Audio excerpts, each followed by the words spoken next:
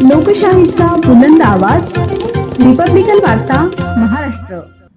शेतकऱ्यास मारहाण, कृषी अधिकाऱ्यास पडली महागात. कृषी अधिकारी कांबळे यांच्या तात्काळ बडतर्फीच्या मागणीसाठी शेतकऱ्यांची एकजूट. बातमी मंगरुळपीर येथून. दिनांक 13 जानेवारी 2026 रोजी तालुका कृषी अधिकारी कांबळे हे गोगरी येथील शेतकऱ्यांच्या शेतात फळबाग पाहणीसाठी गेले होते.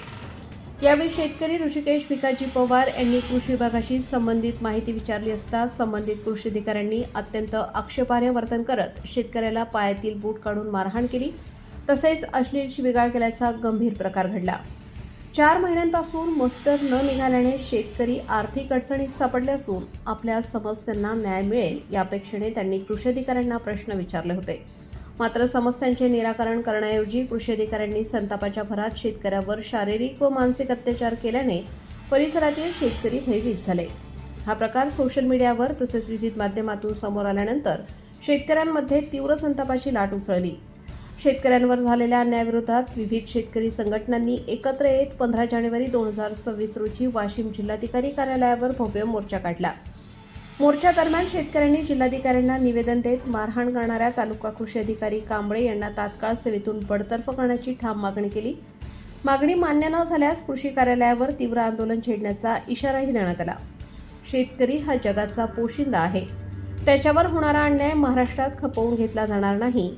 अधिकारी कोणीही असो, शेतकऱ्यांपेक्षा मोठा नाही, असा आक्रमक सूर आंदोलक शेतकऱ्यांनी व्यक्त केला. शेतकऱ्यांवरील अन्यायाविरोधात एकजूट दाखवत कृषी अधिकारी बडतर्फ करा या मागणीसाठी शेतकऱ्यांनी जोरदार एल्गार पुकारला. कृषी विभागामार्फत या संदर्भात सविस्तर अहवाल देखील पाठवण्यात आलेला आहे. आता यावर जी प्रशासकीय कार्यवाही करायची त्याचे अधिकार ज्या स्तरावर आहे तिथून याच्यावर निर्णय घेण्यात येईल. मात्र अहवाल जो आहे जी व्हिजिट याला व्हायला पाहिजे होती, ती विचारणा व्हायला पाहिजे होती, त्या विभागामार्फत तो सादर देखील झालेला आहे. त्यांच्याकडून याच्यामध्ये निर्णय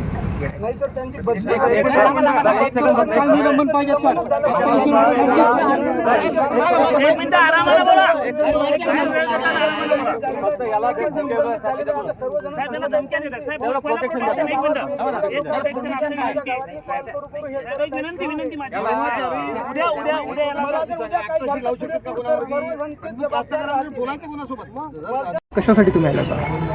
फळबागचं याचं मी निवेदन दिलं होतं. 4 महिन्यापासून मास्टर मिळाले नाहीत. त्यासाठी तालुका कृषी अधिकारी आणि त्यांची टीम व माझ्या गावामध्ये ते फळबाग पाहण्यासाठी आले होते. मी तिथं गेलो, व्हिडिओ शूटिंग काढत होतो. त्यानंतर तालुका कृषी अधिकाऱ्यांनी मी म्हटलं सर CC करून तुम्ही हे बंद करसाल, तर तालुका कृषी अधिकारी म्हणले तू बोलू नको हरामखोरा. मला माझ्या आईवर घाणघाण शिव्या दिल्या आणि मला मारहाण केली. ते व्हिडिओज त्या सर्व काही दिसते. मारहाण करून मला बुटाने मारलं, त्या लेटरने मारलं, खाली पाडलं आणि मलाच खोटे गुन्हे दाखल करीन असे धमक्या दिल्या. तुम्ही पोलीस स्टेशनला गेला होतात का? याच्या संदर्भात तक्रार केली आहे का? मी पोलीस स्टेशनला गेलो होतो, पण त्यांच्या संघच्या जे कृषी सहाय्यक मॅडम होत्या ते म्हणत होत्या मी तुझ्यावर गुन्हे दाखल करतो, तू छेडखानी केली, हे केली, ते केली, त्याच्यामुळे माझ्यावर दबाव. आता तुम्ही हे गुन्हे म्हणजे आता पुन्हा दाखल करणार आहात का? हो. काय पोलिसात तक्रार देणार आहात तुम्ही? हो. काय करणार आहात? आता माझ्यासोबत सर्व काही शेतकरी आहेत, त्यामुळे मी आता त्या अधिकाऱ्यावर गुन्हे दाखल करण्यासाठी पोलीस स्टेशनला. आज तुम्ही जिल्हाधिकाऱ्यांची भेट घेतली, काय सांगितलं तुम्हाला? काय आश्वासन दिलं? त्यांनी सांगितलं आम्ही आमचा अहवाल कृषी आयुक्तांकडे पाठवलेला आहे. त्यांचं इथून निलंबनासाठी आम्ही अहवाल पाठवलेला आहे अधिकाऱ्याचा.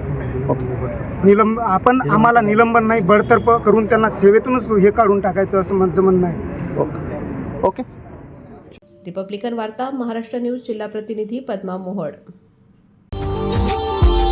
Subscribe now and press the bell icon. Never miss an update.